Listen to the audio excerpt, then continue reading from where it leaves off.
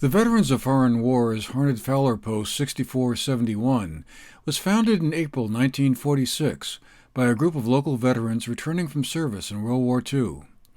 This year marked the 75th anniversary of the club, and a celebration was held Saturday, October 23rd, at the post's headquarters on Depot Street. It's been their place ever since 1948. The party was originally planned for last April, but was delayed due to the COVID pandemic. But that night, many of the Post's members gathered to dine and celebrate and remember those who had helped build the organization. One of those who's been around the VFW Post just about as long as any active member is Don Weeks, who served as the Post commander several times and was helping out in the kitchen before the dinner, which is where we caught up with him. I joined back in 70, later part of 70, and it was at that time roughly 600 members here. Now we're only down to 210, I believe. People moving away and people passing away and so on. But we've done, in all the years, I've been commander here 4 years, 2 different times, a total of 8 years. And in the total time that I was commander, we remodeled this place 3 times, maybe 3/4 times. The whole front entrance is all new. We decided to put new doors in and inside the building. And we just recently did it with Chris being his commander, and we do a lot of things here. We do Christmas parties for all the kids in town. It doesn't have to be a member of the Post. Halloween parties for kids. We sponsor baseball, Little League baseball, and Boy Scouts, the troops, and whatnot. And we do a lot. We give a lot to the Veterans Home. I think probably my lifetime here, we've probably given a couple $100,000 to the Vets Home and stuff. One year it was pretty close to 65, 70,000 just in 1 year. So. And are you seeing many younger veterans coming in? Guys who were in Iraq or Afghanistan? We have some. Our commander now is from there. We have probably 5 or 6 other that are active now, and not a whole lot. Chris Conti, a veteran who served in Afghanistan, is the current commander of the Post, and we had a chance to talk to him before the anniversary celebration. No, our main goal is to support veterans, not necessarily in a social club. People do think of the VFW as the bar, as the club, but our main mission is to help and support through donations, charity, serving in funeral details, assisting in local. We do Christmas dinner every year. That's for the community, not just veterans, but much more than just a drinking place. That's what we try to get across. We don't have any formal way, of tracking. We do happen to know who in the area serves in the military just because it's a small community. And when they get back from overseas, we reach out to them.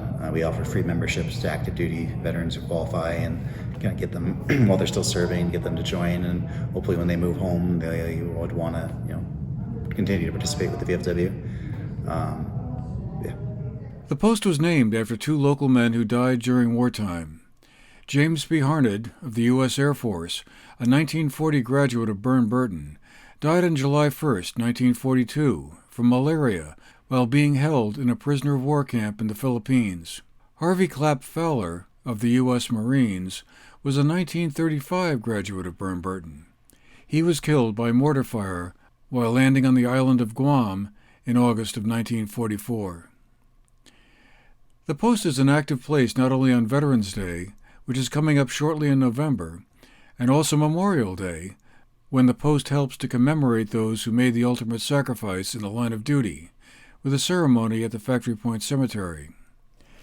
But over the years, the club has also provided a wide array of services to the community, including scholarships, fundraisers, sponsorships, and cash contributions, as well as years of helping veterans and their families. Philip Bourne was one who spoke at the dinner. His father, Lynn Bourne, was elected as the first commander of the Post back in 1946. And I was very proud to have my dad be the first veteran, first commander of the Post, and got to spend a lot of time with them at the VFW camp. We always got invited to spend the last weekend of deer season, one night at the VFW camp. And then we got to come back and be here at the bar until 9 o'clock. And then you were shipped out of here. But that's how I knew a lot of these veterans that I grew up with. And I'm 68 years old. My dad would probably be about 100 right now. But I'm very proud to still be a member of this post. Thank you. You're welcome. There's also an active auxiliary division at the post, as Deborah Wilkins noted. Wyman and Harriet McAkron were the first two delegates elected to the Department Convention, the last one being my grandmother. Throughout the years, the girls have sponsored the essay contest at Manchester Elementary School, helped with the kids' Halloween party, held Thanksgiving and Easter basket raffles, and held bingos at the VA hospital and the Vermont Veterans Home. Throughout the years, things have changed. In 2015, at the National Convention in Pittsburgh, Pennsylvania, the VFW voted to allow eligible males to join the auxiliary, and the name changed from the Ladies Auxiliary to the Veterans of Foreign Wars in the United States to the Veterans of Foreign Wars Auxiliary. Some of the same money raisers are still held, such as raffles, suppers, not so frequently as in the past, and dances. Today, the single most money-raising event is our basket party, which is held twice a year. Our overarching goal is still the same today as it was in 1946. The auxiliary is here to support our veterans, past and present, their families, and the communities in which they live. Another goal is to promote patriotism, instilling love of our great country to everyone, but especially to our children.